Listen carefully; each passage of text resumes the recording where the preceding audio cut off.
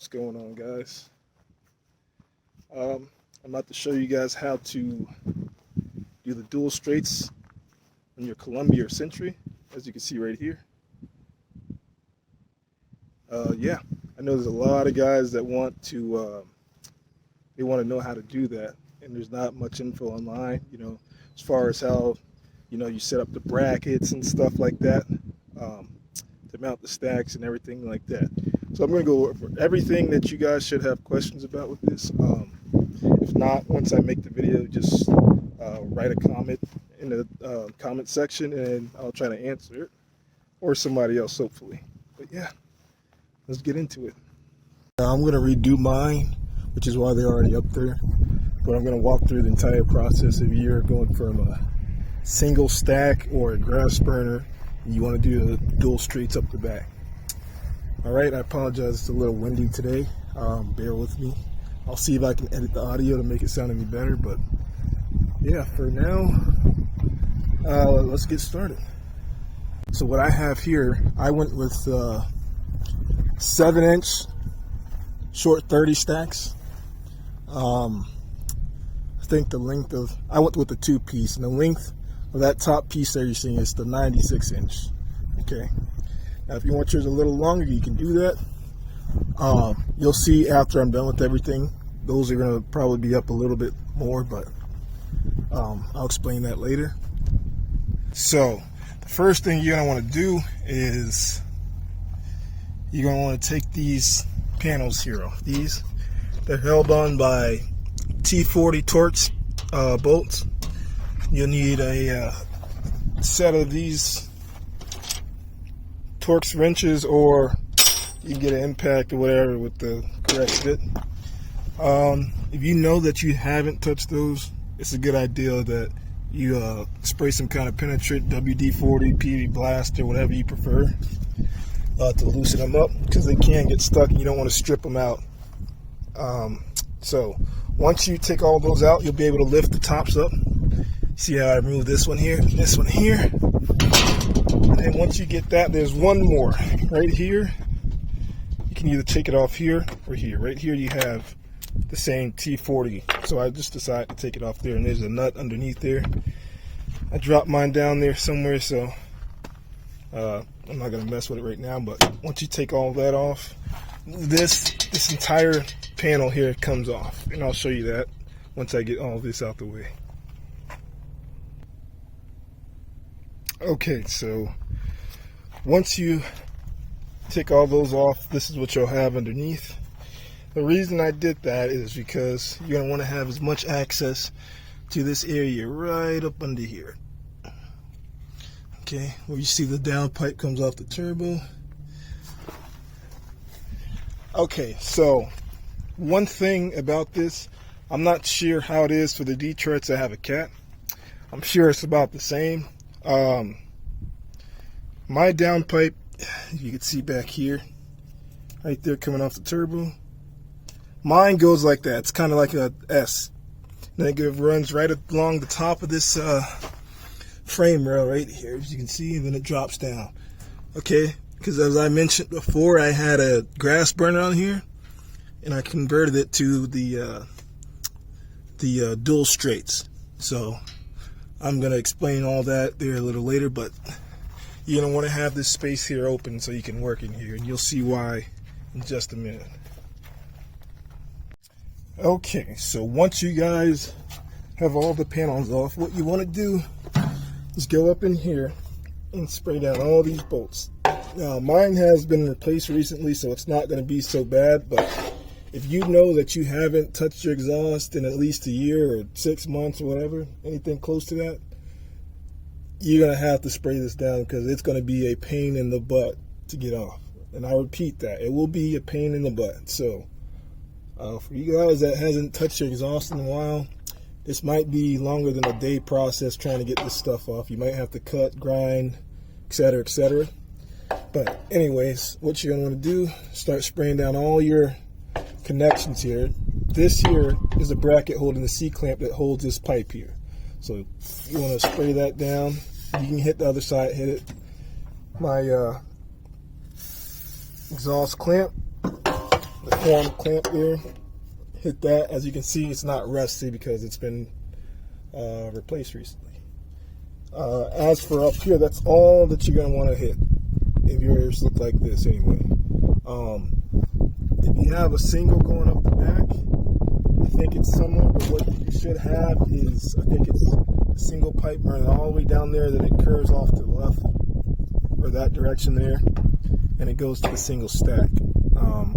Now if you have dual factory stacks, you already have the Y pipe that I'm going to be installing here, so you don't have to even worry about all that. So yeah, but for now, hit these, and then whatever else is under their mind. Let's see here. Mine, yeah, it still looks good underneath there. See, and then you're gonna need to hit whatever clamp's holding that down there. Or honestly, depending how you like to work, you could just take everything off from here. It's easier and drop it down and just remove it as one piece. You might have some ground to truck clearance issues, but that's another option. So it's, you know, personal preference, but yeah, so go ahead and do that, and I'll be back with the next steps. But you're going to want that to soak for, I don't know, depending how long it's been on there. If it's been on there for a while, like it looks all rusty and crappy or whatever, you might want to let that sit for a day at least. But if yours looks fairly decent, or it's not completely crapped out, and you know your truck, I'd just spray it down, leave it on there about 30 minutes. But yeah, you also want to let your exhaust cool down before you do any of this. You don't want to be burning yourself, because that stuff gets really, really hot. So as a safety measure, let the truck cool down for a while if it's been running. But yeah, that's it. Go ahead and spray those down, and I'll be back. All right, now once you let those soak, go ahead and break all those bolts loose that you're, or I'm sorry, the nuts loose that you should be breaking loose. With the setup like the way mine is, which I wish it was the other way, if you got the bolt on this side, you're gonna have to put a wrench on the other side to loosen it. But yeah, once you get that all broke loose, just go ahead and start taking the clamps and everything off, loosen it up, and then you're gonna prepare to take your downpipe here, or if you have a single going up and out to the left, like I said earlier, you're gonna just take that piece off there, and that's what we're doing now. Once you do that, this is what you should have. Okay, that bracket should still be there. You should have just the flex pipe coming off the turbo downpipe. Okay, so again, we removed the second downpipe that went down to the grass burner. Or if you have a single, exhaust factory up the back that goes off to the left, you're going to remove that. Or if you actually have the factory duals up the back already with the mufflers, you don't have to do this step here. You can skip all this stuff here. Just ignore it until we get further. I'll explain it a little later, and so you guys know when to come in. But all this is doing right here is we're prepping this for the Y pipe that's going to go there. It's going to be a pipe that goes all the way from here down to there. I opted to take everything out in one piece. Now, for you guys that have the factory grass burner exhaust, now what you'll have a bracket of some sort under here, and that bracket is going to be there to hold the muffler, and you're going to have to take all of that loose. Now, like I said, mine was already straight piped. I actually had, like I was saying, I had a factory grass burner, and before I did the duals up the back, I had a little straight pipe coming here, and it ended right here. That's what these brackets are. But if you have the factory set up with the grass burner, you're going to have some kind of, it's like an old style bracket / clamp, whatever you want to call it, that holds the muffler on. You're going to have to take all of that off. can take it off in one piece, or take the muffler out then take that off, whatever's easier. I can't remember exactly how I did it, because I did that when I first got the truck, but yeah, you're gonna have to do that and remove that piece there. Okay, so this is the wide pipe. We're going to be replacing all the other stuff that I just showed you guys. I'm going to leave a part number in there. I might insert it here, but more than likely the Freightliner dealer won't have it. Now, some of the bigger ones that's changed, they might have them. You have to just call down there and see, but I'll give you guys the part number for that. It shouldn't take too long to get in, maybe a day or two, depending where you're at. But this is what's going to replace that whole setup that we just took off.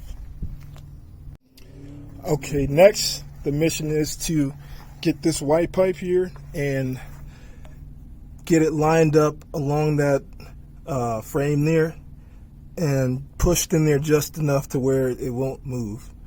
I would suggest coming from back here and doing it like that. You guys don't have these side fairings, obviously it'll be a little easier for you, but I would suggest coming here from the back, leaving the split end there, facing that way of course, and slide the single end down there. I forgot to mention, you're going to want to have the new 5-inch clamp ready. Now, if you're if you're taking this stuff off, you want to replace it. Now, if you just recently replaced it within like the last 2-3 months, it should be still reusable. But if not, just replace it. They're pretty cheap. Also, for the guys that don't know, when it comes to these clamps and exhaust bolts and stuff like that, the best way to go is stainless. Okay, I know it can be a little expensive, but it'll save you a lot of headache down the road. Like stainless clamps, they won't rust out like the other ones will, and weld the pipes with rust together and stuff, and you won't be fighting with it. So it's just something to think about. If all you can get is the aluminized clamps, so be it. But that's just a little tip for you guys that don't know. That's the best route to go. Personally, me, I got the ones from Freightliner. I'm not sure what they use. I didn't really pay much attention. It doesn't matter to me, because I like to try and stay up on this type of stuff anyway. So every winter you probably need to replace that crap anyway. But yeah, so I'm going to go ahead and get the new clamp, and then I'm going to slide it over one end, probably this flex pipe end, tighten it down a bit, and then slide the white pipe into that. Once you get everything up there, you just want to tighten everything back down, put the the preformed 5-inch clamp there, and then this C-clamp that goes around this bracket here. Any C-clamp should do. 5-inch, of course. Yours may or may not come with this. Most of the time they do. As far as this setup goes, you don't have to technically have it. It'll probably be beneficial that you do, because it keeps it off of this. There's a little gap there, and you won't have to do a washer deal there, or whatever floats your boat, and I also prop the end up with my impact down there. If you just want something to kind of keep it level, so when you put that together, it's not like crooked there, and you tighten it down like that, and you go to lift it up, it loosens and stuff like that, and causing exhaust leaks later down the road. Yeah, so I'm going to also, if you don't have this here, I'll leave the part number in the description, or I'll put it in here. I have one more that I ordered. There's this one, and you're going to need one more back there, and I'll explain that later. Now, for you guys wondering, with this setup here, no, you don't have to use this wide pipe. You can use any other wide pipe and lengths of pipe to get it to where that needs to be, but this is probably going to be the less trouble, stress-free way to do it. You'll have to be cutting no flex pipe and crap like that. But yeah, this is just one piece. Makes it really simple. Do the C clamp there on the bracket, then the I keep forgetting the name of that. The preform 5-inch exhaust clamp there, going off of that flex pipe, and come all the way down here to where it should. That's where it would come out factory. Then there's some flex pipe pieces that go there, which I got those from Freightliner as well. I'll leave the part number in the description as well. Or once I get to it, I will measure it for the guys that rather cut their own to length or whatever. Or if you have some, I can explain that to you. Although each exhaust setup will be slightly different. Now, if you're trying to do exactly what I'm doing and yours is about exactly the same, then okay, this should work. Almost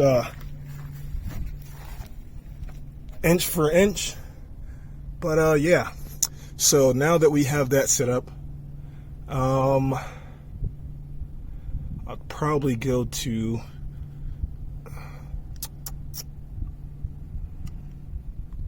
the flex pipe next, so you can mock up where you want your pipes and stuff, elbows or whatnot. So I'm going to move on to the flex pipe. So this is the part number here for the flex pipe that goes here. Now I'm going to explain this once I get there, but this side it's pretty simple. It's just a flex pipe that comes from here, that length there, and then goes to the elbow. As for this side here, as you can see, it stops there and there's more to get to the other side. So what we're going to need to do is there's more pieces in there, and I'm going to explain that once we get there. Okay, so for here we just got that mocked up. For now, nothing's tightened down because you're going to want to leave it like this so you can adjust pieces as you go along. Okay, so next we're going to get another one of these size flex pipes here, which I'll give you the length of it here in a second. But I'm going to grab another one of those. Now you're going to need 3 of those all together, roughly. And then the next one's going to go right off of that second end of the white pipe there. Okay, I dropped this down for the time being off of my thing I had propped there. As you can see, that's mocked up there. It's not tightened down yet. Now, let me come on this other side here. Okay. Nice, beautiful, sunny day here in South Florida. Okay. Now, you see here, that's the second flex pipe we just ran off of the Y. Now, the way it goes on the factory dual setup, which is where I got all these pieces from, there's a 45 that comes right here, right after that flex pipe, okay? Just a 5-inch 45-degree pipe. Now, on the original setup that I was running, the way I had it, when I had these hooked up, I had a 90 going into this flex pipe here. I'm going to try and use that and see if I can make that work. If not, I'm going to cut it down to where it's just about a 45-degree angle so we can get the right angle on the pipe. But yeah. Oh, also, the clamps that I got from Freightliner, the Alliance parts clamps are stainless. That's the part number if you want it. Alright. And now I'm going to put that 90 on there, and then, oops, I'm sorry. Put the 90 on there, and then the other flex pipe. So it's going to be sticking out. It should be right about there on the other side. Okay, so we finally got it. It looks like it will work with the 90 the way I have it, but I might not and probably won't be able to use the bracket like I wanted. How I was going to explain it to you guys.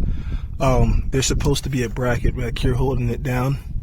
Actually, I can show you. And as you can see here, well, minus all these brackets and stuff that holds the elbows and stuff, you don't need all that. But see, these are the two flex pipes here that sticks out, and you see right here that 45, and then there's a bracket right here holding that bad boy on. And that's what you really want to do. And you can see back here. I know it's kind of hard to see, sorry guys, it's kind of awkward. That's the Y pipe, comes over second piece of flex pipe, and then third right here. Okay. That's basically what the under is going to look like once you're done, except it's not going to be all rusty and crappy. So I have this here, it's just sitting here, but you can see it's there, kind of mocked up. For the new style of what I'm going to do, see, this is what I did before, okay? You don't want to do this. This isn't a good thing for the back of the cab. I'll go through that later.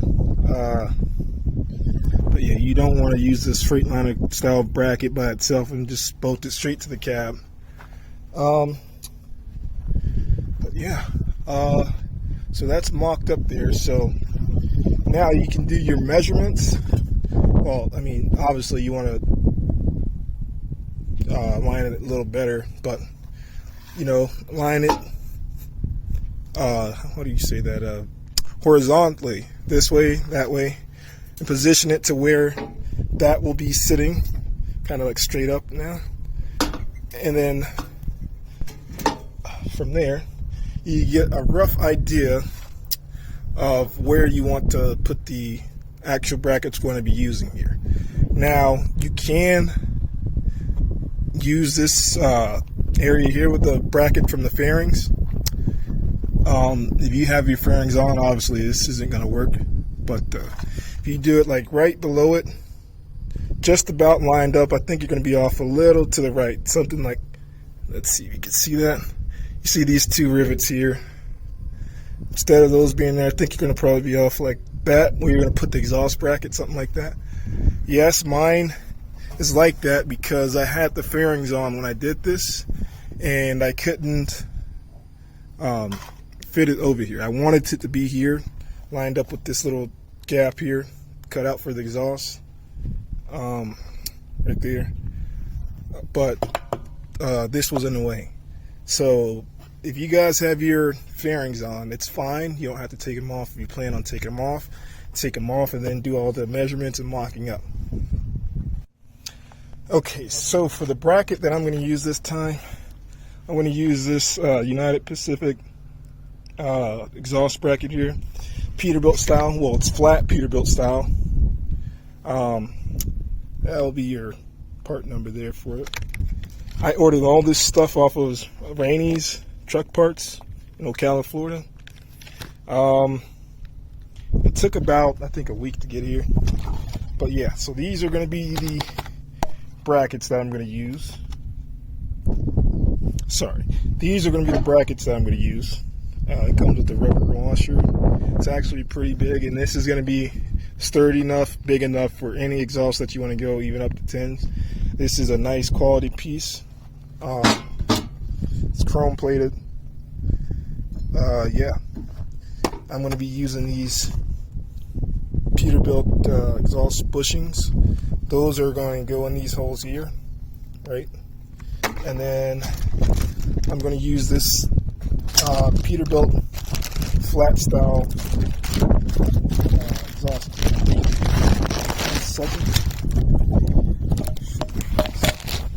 Okay, here you go. And I also got this from Rainey's Truck Parts. This is a 7-inch clamp, which is exactly for my exhaust. So obviously, whatever size you have and you go with, you're gonna need a clamp for that. But you want to make sure it's this flat style. I don't think it has to be. The only thing, if you get the slanted one, you know, where it's not like this, it's kind of like that, it'll have it sit closer to the cab, like either further out this way or further out in that way, I believe, if that makes sense. But for the back, you really don't need that. So you go with these flat ones here. And yeah, I'm going to do a little mock-up so you guys see how this fits together. Okay guys, so it's going to look something like this. Okay, obviously, you know, they got it's wide like this so you can adjust it on the clamp here. You want to bring it in or further back. But let's get a better angle. The wind's blowing. Yeah. So it's going to be like that. All right. Obviously, this part to the cab, this is going to be mounted in here somewhere like that. And if you guys do go with these, actually, you know what? I have them upside down. Whatever, you know, the washer and stuff goes in there. Anyway, if you guys are going to go with these, you have to get the bushings. You don't want to have the metal stuff there. These absorb a lot of the shock from the cab bouncing and stuff, and it basically saves you money on exhaust parts and everything else getting tore up. It shouldn't be getting tore up prematurely. So I would highly recommend getting those. Okay, again, these are Peterbilt style brackets, so the Peterbilt style exhaust bushings fitting is perfect. I'm not sure if, you know, these bushings are all the same like with the Peterbilt Freightliner, but just to be safe, I would go with the Peterbilt. But yes, so now what we're going to do, again, you guys don't have your stacks up here. I'm actually going to take mine down, but yeah, I'm going to start doing the mock-up for this. Okay, meaning I'm going to place this where I want, get a marker or whatever, and mark my area with the marker. And one thing I forgot to mention, which is a really big thing, okay, and I'm sure some of you guys are worried about this. Before you start doing any drilling of any sort, okay, drilling out holes, you have to make sure you know exactly what's behind here, okay? So mine, where this was mocked up here, okay, what I had to do was, okay, well, I have my inverter here, but there is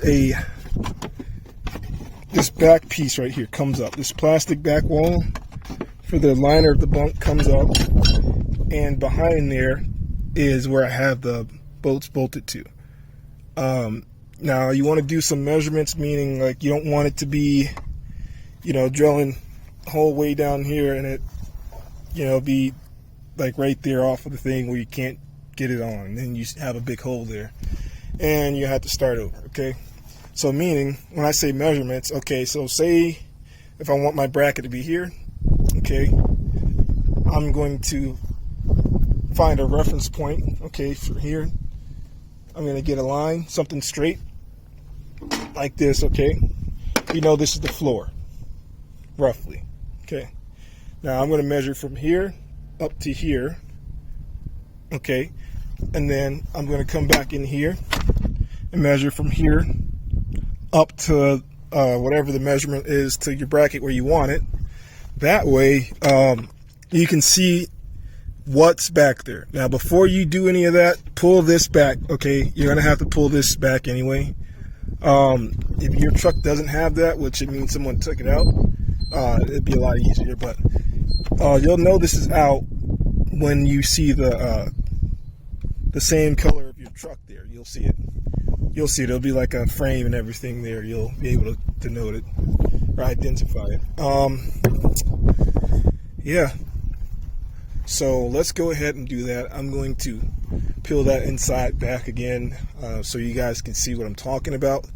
You can see where these are currently at before I pull this down, and that gives you a better idea. As for those top brackets there, That's a lot easier to do. All you have to do is go to the bottom half of your bunk and pull out the back wall panel. It's a snap in. You have to pull it out. Now, if you have one of those safety nets, you're going to have to take that out, take the bolts out of that before you can pull the wall panel back, but it's no big deal. Once you do that, I believe they just snap out, and you just pull it back. You can pull the entire thing back if you want. I just have mine pulled back enough without bending it so it doesn't have that permanent crease in it. And up there, it'll be a lot easier. Okay. Now, the last major problem that I ran into, and that you might as well, okay, so for this side here, as you can see, I don't have a door on this side, so that's a problem. I can't go in here to pull this back. So what I had to do is lift the bunk up, and for the guys that have this set up here without a box there, a door, you know, to get anything over here, you have to go up under the bunk. So you have to lift the bunk, and depending where you have it positioned, now this is going to be the hard part here, because you have your heater box and your AC stuff right there in the way. It's all in the way. So what it might end up having to happen is you might have to take all that stuff out, or you might not, depending how you decide to do that. Mine here is just, I think it's just high enough to where it misses a lot of that stuff, or it's like an opening there. Thank God.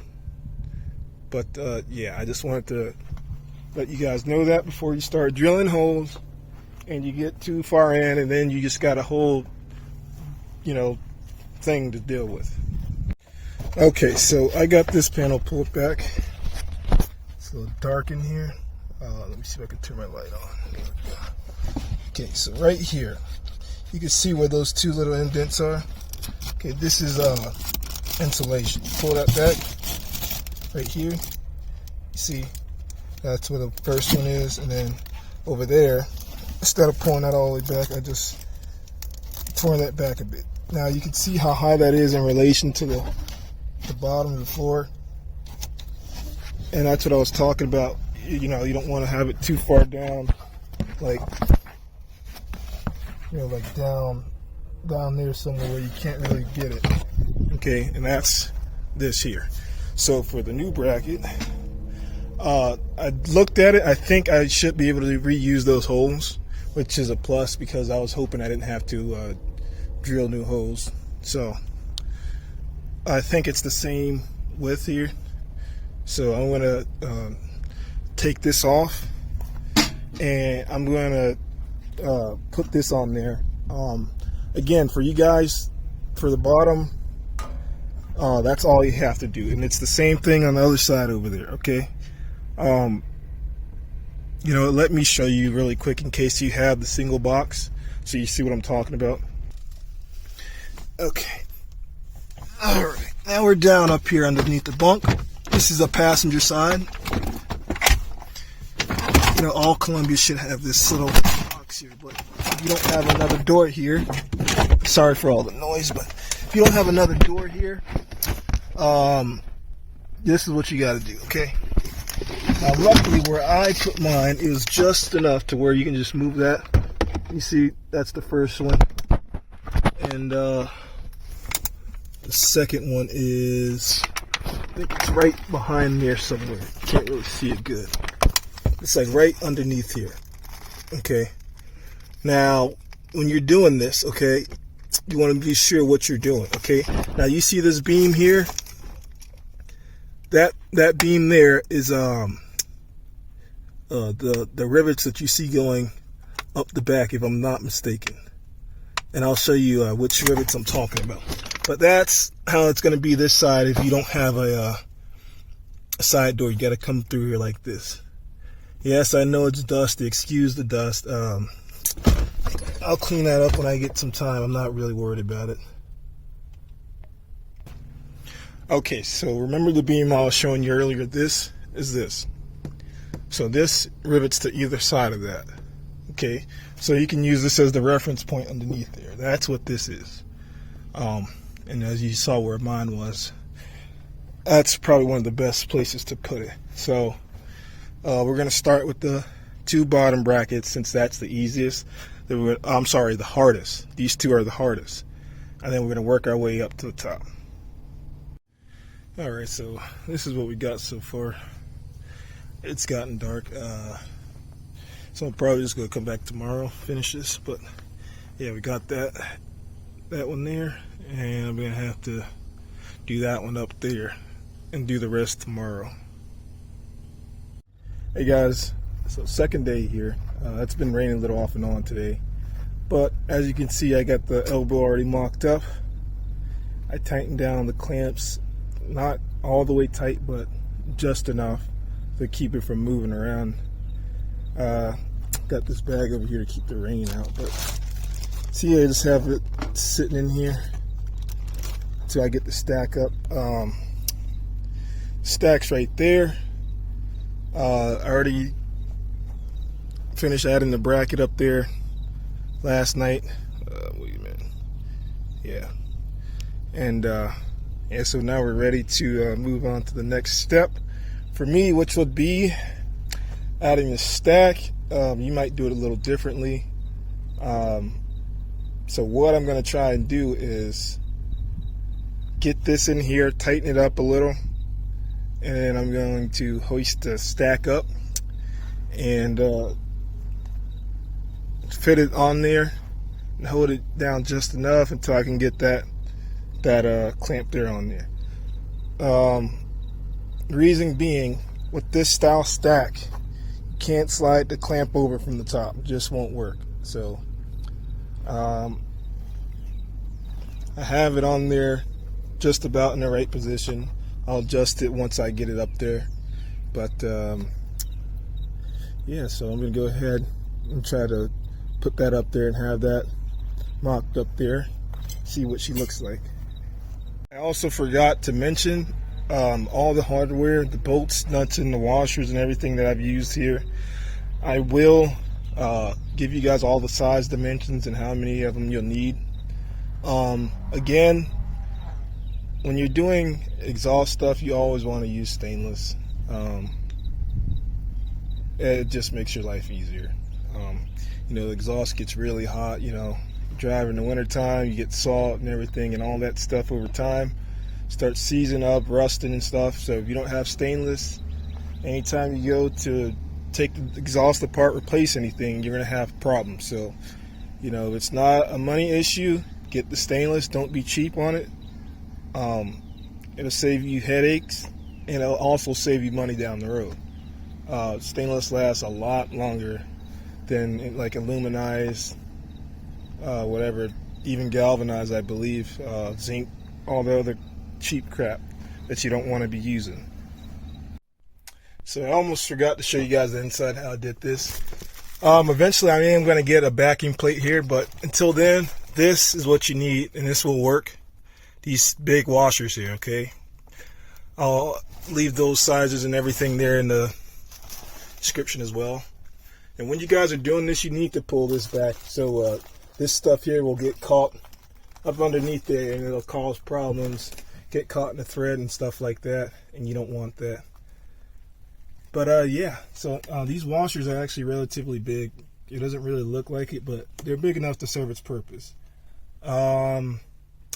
Actually, as you can see, like the factory one there, basically the same thing. But yeah, that little thing there, that's the screw up.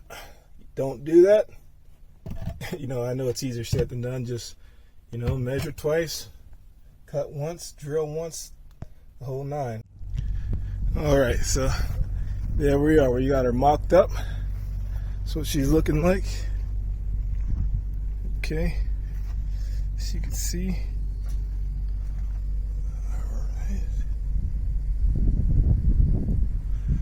All right. Again, this is a two-piece exhaust kit.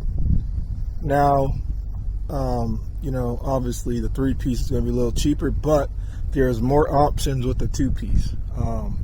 Quite frankly, it looks a little more clean, in my opinion. The three-piece probably would be a little easier to put together because all you have to do is do the elbow, then the center spool, and then the top part there. But you know, it is what it is. Yeah, again, the top piece is a 96 inch, and then I have just the regular 90 elbow to 5 inch. It's not too hard. If you're used to working on your truck, it's just another one of those things. If you're not, you might be better off taking it to a shop, because you don't want to be screwing up, okay? As you can see my screw up there, I'm sure some of you guys saw it from where the bracket was before. I thought I measured it correctly, which I really kind of did a quick measurement and, you know, tried it up there and said, all right, it'll fit. But you don't want to do that because you'll end up with holes and shit in your cab that you don't want. So don't do that. Other than that, you know, just measure twice, cut once, or drill once in this case. If you do have to cut anything, it's the same thing, you know, same rules apply. Just take your time. That's the biggest thing. Don't get in a rush. Last night I was trying to get out of here and have it all finished by nightfall, but I was out here, it was already late, pitch black, you know, and down here in South Florida we have those no-see-ums, and they tear you up as soon as the sun go down. So it really wasn't worth it. But yeah, that's all there is to it. I mean, came out pretty nice. As you can see, this is the difference between the stainless and chrome, okay? As you can see what my clamps look like, those are just stainless. Now the stacks are chrome plated, okay? Now I believe those are going to turn a yellowish color, maybe, the clamps. The ones I had on here, which really weren't the right ones, these here, by Dynaflex, these are complete crap. And I'll tell you why, okay? You see this here? This carriage bolt in here. Shortly after I got them, I was tightening them, and then the carriage bolt started spinning. I didn't over tighten them because it was still a little play, but you can actually see on here it's not barely threaded on. And then what happens is you try to turn this and the carriage bolt spins in there. Now it's not the bolt, it's the bracket, because I thought it was the bolt, but the bracket, the way they designed it, it's not squared up perfectly for that to fit in there. It's a lot of wiggle room, and I was worried about that when I got it, and you know, lo and behold, that was a problem. I think this bracket cost me like, I can't remember, I think it was like 70 bucks, maybe 75. These new brackets, or I'm sorry, not the brackets, the clamps, those new ones cost me, I believe, 65 bucks. So when you guys see those clamps like that, the wide band clamps, that's like 150 bucks, 200. That's because they're chrome plated. Aesthetically, it'll look a lot nicer with the stacks themselves, as you can see.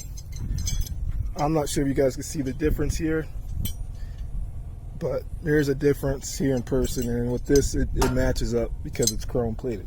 So if you're looking for that whole nice chrome look straight up, then that's the way to go. Chrome plated brackets, you know, they're going to cost you, you know, like I said, about 150 bucks a piece. You might be able to get them for, you know, maybe 100 bucks a piece if you're lucky. Other than that, that's about all you guys need. I would leave all the hardware information, all the parts that I can think of besides the stacks. I'll try to find the receipt for those if I can, but I'm not sure if I still have them. But those stacks, I believe, with those stacks, the elbows, and I had bought some flex pipe and the wide pipe and a couple other things. With all of that, it came up to, I can't remember, I want to say about 4,200 bucks, if I'm not mistaken. I believe the top pieces were like seven something a piece, maybe like $760 a piece, something like that. And then the elbows, I believe those were $400 a piece.